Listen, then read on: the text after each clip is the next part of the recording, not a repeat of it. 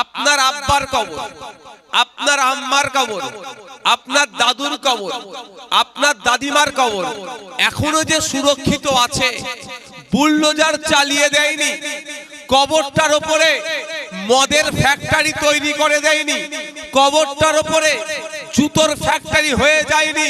হ্যাঁ, যারা আজকে আমাদের এই প্রোগ্রামকে বানচাল করার চেষ্টা করেছেন তাদের উদ্দেশ্যে আমার এই বার্তাটা, আমার কথাটা ভালো করে বোঝার চেষ্টা করুন। আপনার আব্বা আম্মা দাদু দাদির কবরটা এখনো যে কবর আছে, ফ্যাক্টরি হয়ে যায়নি। কোন মমতা ব্যানার্জি, অভিষেক ব্যানার্জি করা মামলাতে এখনো আপনার কবরস্থানটা সুরক্ষিত নয়। এই নওশাদ সিদ্দিকীর করা মামলাতে আপনার বাপ দাদুর কবরটা এখনো সুরক্ষিত আছে। এরা কত বড় নির্লজ্জ, একটু ভাবাচ্ছেন, হওয়া দরকার। একটু ভাববেন যে আপনি নওশাদ সিদ্দিকীর প্রোগ্রামটা আটকাচ্ছেন, কিন্তু এই নওশাদ সিদ্দিকী আপনার বাপের কবরটা বাঁচানোর জন্য সুপ্রিম কোর্টে গিয়ে মামলা করেছে। কোন অভিষেক ব্যানার্জি গিয়েছিল? কোন এমএলএ গিয়েছিল? না কোন মমতা ব্যানার্জি গিয়ে মামলা করেছে? তারা করেনি। যারা আমাদের প্রোগ্রামকে ডিস্টার্ব করছেন তার বাপদাদুর কবরটা কবরে যাতে থাকে, ওখানে জুতোর ফ্যাক্টরি না হয়ে যায়, মদের ফ্যাক্টরি না হয়, চারটে মেয়েকে নিয়েছে নাচানোর, অর্থাৎ কি হয় এটা কি বলে গো, হ্যাঁ, বারনা হয়ে যায়, সেইটাকে আটকাচ্ছি আমরা, খামচিহ্ন আটকাচ্ছে। আর ওরা এত বড় বোকা, মাথায় এমন গোবর ওদের ঢুকিয়ে দিয়েছে, খামচিহ্ন কি আটকানোর জন্য ওরা হই হই করছে। আশা করছি বুদ্ধি একটু খুলবে। কাগে কান নিয়ে চলে গেছে বলে কাগের দিকে তাকিয়ে লাভ নাই, কানের দিকে হাত দিয়ে তাকান। আপনাকে কি বলছে? তৃণমূল আছে করে কামিয়ে খাচ্ছিস, এই গল্প শোনাচ্ছে তো। এ তো পাড়ার একটা চারানার নেতা। এই যখন ফাঁদে পড়ে যাবে, এর পাশে তৃণমূল দাঁড়াবে?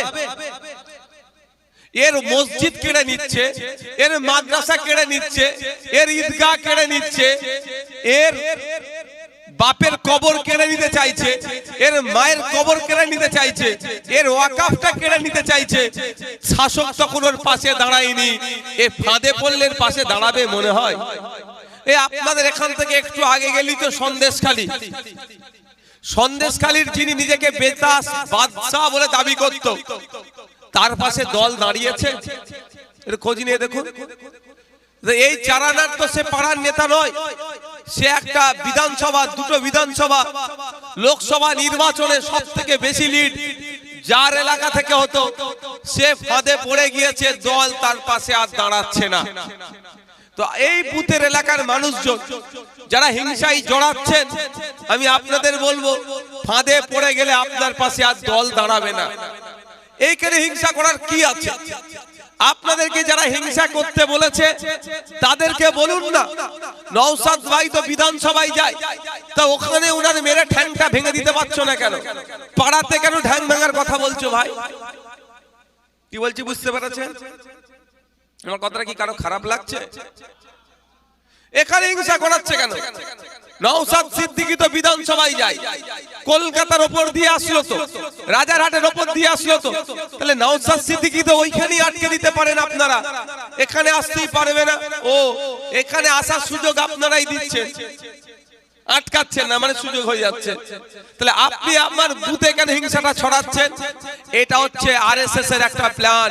মুসলমানকে দিয়ে মুসলমানকে কাটবো, মুসলমানকে দিয়ে মুসলমানের মাথা ফাটাবো, মুসলমানকে দিয়ে মুসলমানের নামে কেস করাবো, মুসলমানকে দিয়ে মুসলমানকে ধ্বংস করব।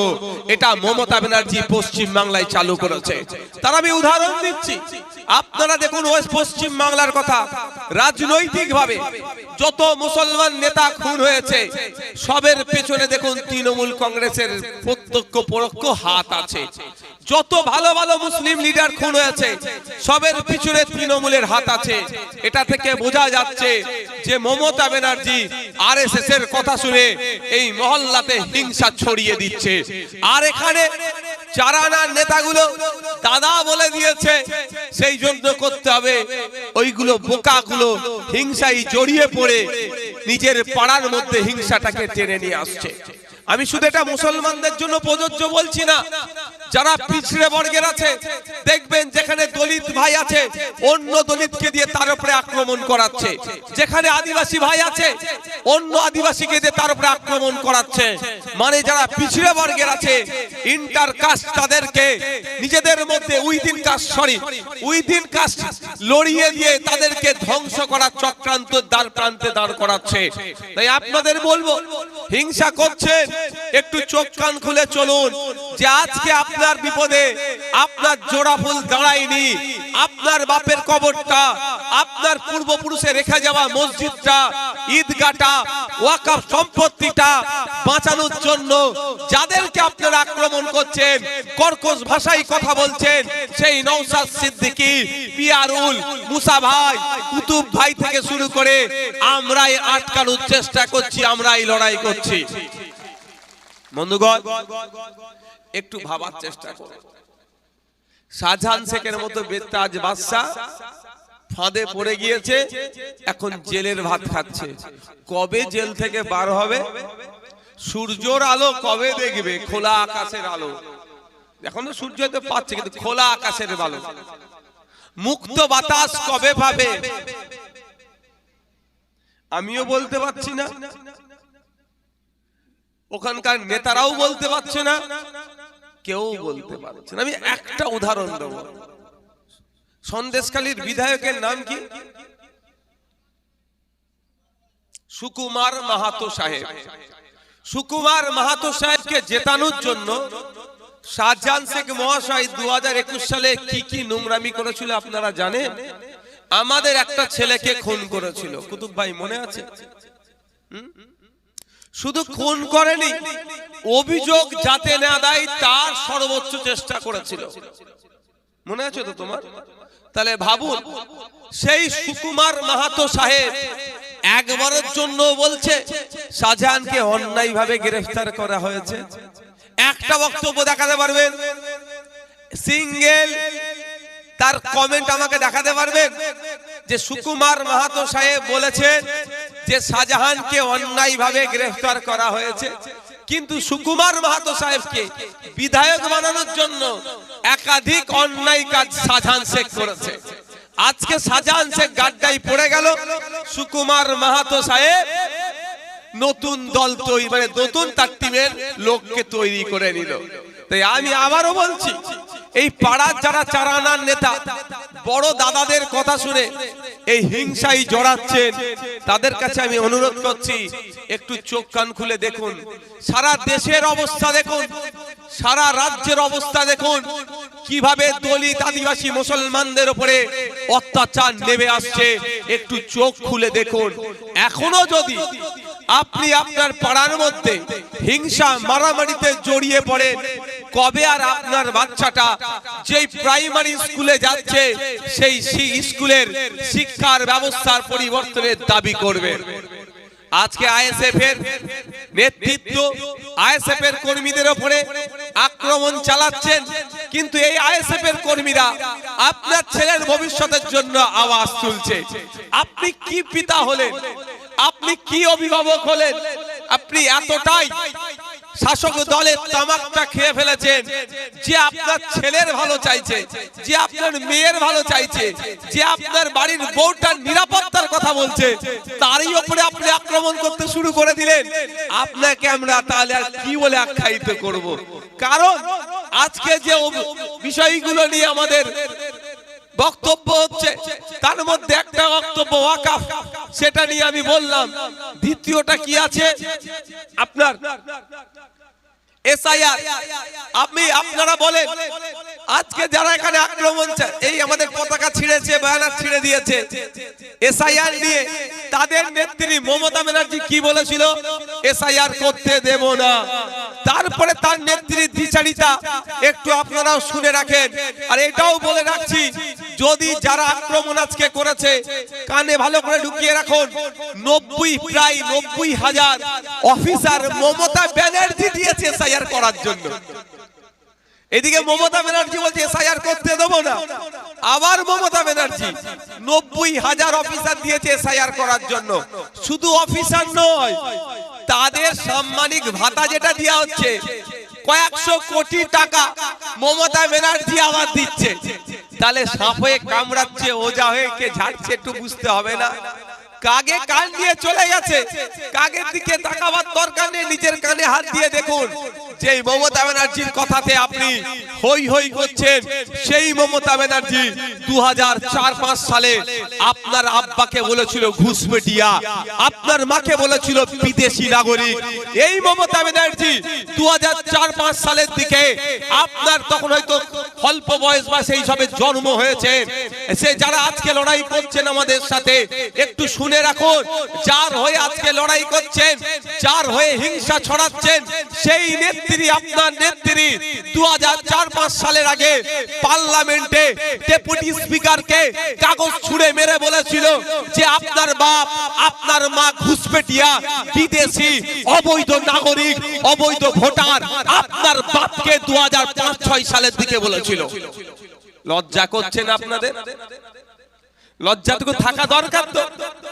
এই মমতা ব্যানার্জির জন্য এরা যারা হিংসা করছে, এই মমতা ব্যানার্জি উনার আব্বাকে আম্মাকে, এটা তো রেকর্ড হচ্ছে তো ভাই, আমি ভুল বললে মমতা ব্যানার্জি আমাকে ছেড়ে দেবে না? মনে হয় ছেড়ে দেবে? এমনি আমি কিচ্ছু করিনি, বিনা দোষে প্রায় 20 খানা মামলা আমার নামে দিয়েছে। দোষ করলে তাহলে কটা দেবে বুঝতে পারছো? বিনা দোষে 42 দিন আর একদিন ওয়াকফকে বাঁচাতে যে, এই মাদ্রাসাকে বাঁচাতে যে, ওর আব্বার কবরটাকে বাঁচাতে যে আমি 24 ঘন্টা জেল খাটলাম, আর ওই আজকে আমার প্রোগ্রামে আসতে যাতে না পারে আমাদের ব্যানার ছিঁড়ে দিচ্ছে। কত ভালো ছেলে বুঝতে হবে, এর দোষ নাই, এর মাথায় যেমন ভাবে ঢুকানো হয়েছে ও নিচ্ছে সেটা। আমি এর বিরুদ্ধে আমি একে দোষিত করছি না, কিন্তু আমি আজকে শোনাতে চাইছি যে ভাই তোমার ট্রাকটা ঠিকঠাক আছে তো? তুমি যে রাস্তায় আছো ঠিক রাস্তায় আছো কি ভুল রাস্তায় আছো? দেখো তুমি কার জন্য লড়াই করছো। 2004-5 সালের আগে তোমার আব্বাকে ঘুষপেটিয়া বাংলাদেশি বলেছিল যে, তার জন্য তুমি লড়াই করছো, তাহলে কালকে তো তুমি বিজেপির জন্য লড়াই করবে তোমার যদি স্বার্থ থাকে ওখানে। কি গো, বিজেপিও ঘুষপেটিয়া বলছে, শুভেন্দু অধিকারীও ঘুষপেটিয়া বলছে এখন, আর মমতা ব্যানার্জি 2004-5 সালের আগে ঘুষপেটিয়া বলেছে। তফাৎ কি ভাই? বাদ করছি বিজেপির বিরুদ্ধে। বুকে যন্ত্রণা হচ্ছে কালীঘাটের মাননীয়া, কালীঘাটের মাননীয়া বুকে ব্যথা ফিল করছে, চেস্টে পেন ফিল করছে যে মোদির বিরুদ্ধে বলছি আমরা, অমিত শাহর বিরুদ্ধে আমরা বলছি, আমরা আডবাণীর বিরুদ্ধে বলছি, আমরা দিলীপ ঘোষের বিরুদ্ধে বলছি, আমরা সুকান্ত মজুমদারদের বিরুদ্ধে বলছি, আমরা শুভেন্দু অধিকারীদের বিরুদ্ধে বলছি, কিন্তু বুকে যন্ত্রণা হচ্ছে কার? মমতা ব্যানার্জি তার দলের লোকেদের। কেন? কারণটা এটা, 1998 সালে আজকের যে তৃণমূল কংগ্রেস দেখছেন, এই দলটি তৈরি হয়েছিল কার হাত ধরে? আডানিজি, আদবানিজি, মুরলী মনোহর যোশী বা এই ধরনের যারা সিনিয়র লিডার্স আছে বিজেপির, তাদের হাত ধরে এই তৃণমূল কংগ্রেসের জন্ম হয়েছিল। যতই আমরা খারাপ ছেলে হই না কেন, যতই আমরা খারাপ পিতা হই না কেন, খারাপ পিতা হই না তারপরে প্রসঙ্গে আমি বলছি, কিন্তু দিনের শেষে ছেলেকে পিতা যতই রাগ করুক না কেন, ছেলের প্রতি দরদটা থাকবেই। আর ছেলে বাপের প্রতি যতই রাগ দেখাক না কেন, দিনের শেষে বাপের প্রতি একটা সফট কর্নার থাকবে। তাই আমরা বিজেপির বিরুদ্ধে কথা বললে তৃণমূলের বুকে ব্যথা করার কারণটা এটাই, তৃণমূল নামক দলের জন্মটাই হয়েছে বিজেপি নামক দলের গর্ভ থেকে। ফলে আমরা বিজেপির বিরুদ্ধে কথা বললে এদের রাগ হয়, তৃণমূলের বিরুদ্ধে কথা বললো এদের রাগ হয়। আমি আপনাদের বলবো, আজকে যারা এই প্রোগ্রামকে বানচাল করার জন্য গতকাল থেকে ডিস্টার্ব করেছেন, হয়তো এখানে আরো বেশি লোক হতো, লোক হলো না, এটা নিয়ে আমি কোনোদিন ভেঙে পড়ি না। কিন্তু আমি তাদেরকে বলবো, যারা এই প্রোগ্রামকে মাঠে ময়দানে দাঁড়িয়ে আমার বানচাল করার চেষ্টা করেছে, যারা ডাইরেকশন দিয়েছে তাদের কথা বলছি না, যারা বানচাল করার চেষ্টা করেছেন, কে আমার একজন ব্যানার বানছিল তারপর আক্রমণ চালিয়েছে, সে তো ওষুধ হবে সেটা বলছি না আমি, সে সিস্টেমে হয়ে যাবে, চিন্তা নেই। আজকে পুলিশকে কন্ট্রোল করে রেখেছে বলে কিছু করছে না, অভিযোগ কিন্তু আমার দায়ের করা থাকলো, কপি আমার কাছে থাকলো। আজকে যেই পুলিশকে ওরা কন্ট্রোল করে অন্যায় করছে, সময় আসবে সেই পুলিশকেই আমরা নিরপেক্ষ করে অন্যায়ের আইনি ভাবে আমরা প্রতিশোধ নেব। আমরা আমার দিকে টানবো না, পুলিশকে নিরপেক্ষ রাখবো। কিন্তু আমার প্রশ্ন, আমাদের এখানে এই প্রোগ্রামকে ভুলণ্ডিত করার জন্য কোন চ্যাটার্জি, চক্রবর্তী, ব্যানার্জি এসেছে কি বলুন আপনারা? এসেছে? কোন দাস, কোন মান্ডি, কোন হাসদা এসেছে এখানে? আসেনি। এই প্রোগ্রামকে বানচাল করার জন্য যারা এসেছে তার নামের আগে মোহাম্মদ আছে, নারে শেষে রহমান ইসলাম আছে, তাই তো? কি ভুল বলছি ভাই আমি? এবার তাদেরকে বলছি, আমার ভয়েসটা আওয়াজটা নিশ্চিতভাবে শুনতে পাচ্ছেন তারাও,